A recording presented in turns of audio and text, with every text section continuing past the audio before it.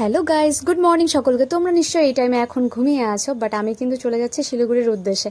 তো দেখো, ট্রেন আসতে খুব লেট করছিল, ভাবছিলাম যে বাসে যাব না ট্রেনে যাব, কারণ একদম টাইম টু টাইম আমাকে যেতে হবে। একটা বাস বা একটা ট্রেন মিস করলেই জাস্ট আমি আর এক্সামটা দিতে পারবো না।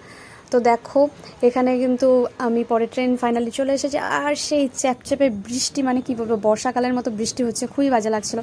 দেন আমি শিলিগুড়িতে পৌঁছে যাওয়ার পরে একটু খাওয়া দাওয়া করে নিই। খাওয়া দাওয়া করে আমি ডাইরেক্ট এক্সাম সেন্টারে চলে যাই।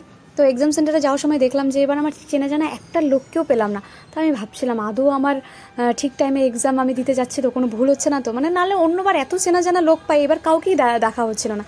তো যাই হোক, ফাইনালি এক্সাম দিলাম, এক্সামটা ভালোই হয়েছে। তো এক্সাম দেওয়ার পরে দেখি টাকা কম পড়েছে।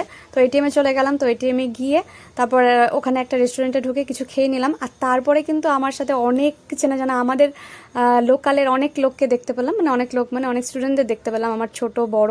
তো সবাই আমরা একসাথেই চলে আসছি। তো ভিডিওটা এখানেই শেষ করলাম। ভালো লাগে।